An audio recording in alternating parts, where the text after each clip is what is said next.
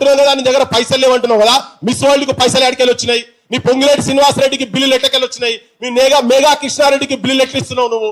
మీరు పెద్ద పెద్ద అమెరికాలు బయట దేశాలకు పోతున్నారు కదా, నువ్వు నీ ఆఫీసర్లు మొత్తం ఈ బిల్లులు ఎక్కడికెళ్ళి వస్తున్నాయి? పెద్ద పెద్ద హోర్డింగ్లు రోడ్ల మీద పెడుతున్నావు కదా, కాళేశ్వరం పెద్ద ప్రపంచ స్థాయి గర్వపడేటువంటి ప్రాజెక్ట్ అని చెప్పి హోర్డింగ్లు పెట్టుకుంటా తిరిగిండని చెప్పి గత ప్రభుత్వం మీద మన్ను పోసినావు కదా, మరి నువ్వు కూడా పెట్టుకుంటున్నావు. ఇప్పుడు ఆ హోర్డింగ్ లో పైసలు ఇస్తే చాలే ఆయన ఇగో వీళ్ళందరికీ పైసలు ఇచ్చేయచ్చు.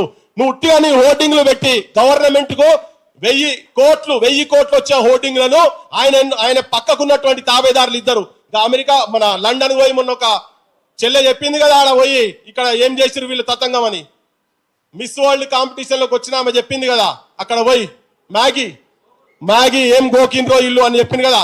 ఆ ఇద్దరు బ్రోకర్ నా కొడుకులు వాళ్ళు బట్టి కేవలం గవర్నమెంట్ కు 1000 కోట్లు వచ్చే దగ్గర కేవలం వాళ్ళు ఇచ్చేది 6 కోట్లకే మొత్తం టెండర్లు పోయినాయట. అది లోపల మొత్తం బూట్ అని చేసి పెట్టుకున్నారు.